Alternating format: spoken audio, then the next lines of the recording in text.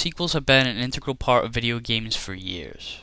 Much like films, successful video game franchises are carried over with continuous installments.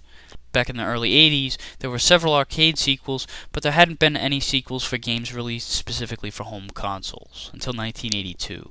The sequel to Imagic's Atari 2600 classic Atlantis was born, Cosmic Arc.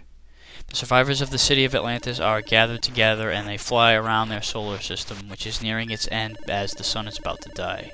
So they fly around to various planets and gather specimens to save their lives. Quite a noble cause. There are two main screens. In the first one, the mothership is traveling through space to find a planet to land on, and you'll have to shoot down meteors that come flying at you using the joystick to take them out.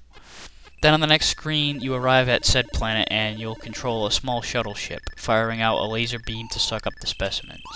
After a short period of time has passed, you'll get an alarm warning you that you need to get your ass back in the mothership as a meteor shower is coming.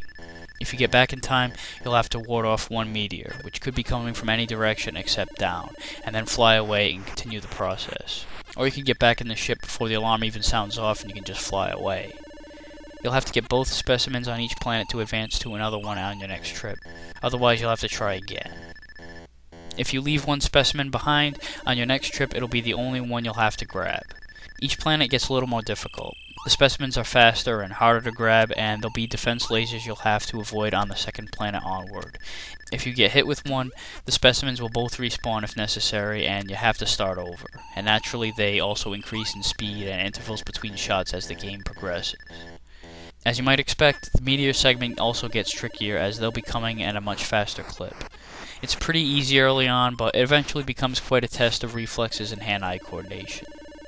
The planet screens challenge you in a much different way. You have to chase down the bastards and get them in your beam, all the while watching the lasers and keeping tabs on the rhythm of their attacks. Plus, even if you do get the specimen in your beam, you have to wait till it's transported into the ship, so you have to stand still, which could bring you into the path of the lasers.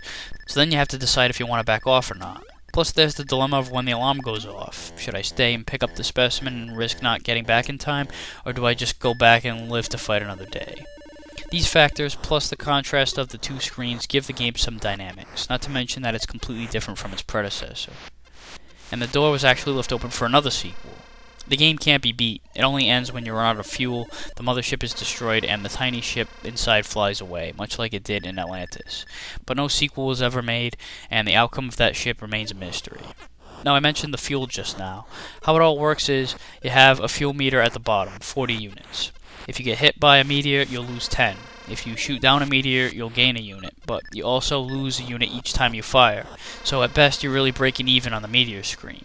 But you can also gain 10 units by capturing a specimen, and if you capture both and get out of there before the warning sounds off, you'll replenish your fuel entirely. So that's probably what this is all about. They're not interested in saving these creatures' lives, they're just trying to get as much fuel as they can to get the hell out of here. This quote-unquote noble cause is just a catalyst for the space media, I'd say. There's also an advanced mode, a two-player cooperative mode where one player takes control of the meteor screen and the other takes care of the planet screen, plus a mode which abandons the planet screen altogether and you just shoot at meteors the whole time. Cosmic Arc earned some points for making a sequel that isn't just a rehash of the original. It's a completely different game. It's not the most addictive game in the Atari 2600 library, but if you haven't played it, give it a shot and see if it grows on you. Dad says at this rate we should get there half past June. The earth is rather dreary since we singe the sky on the cosmic highway to the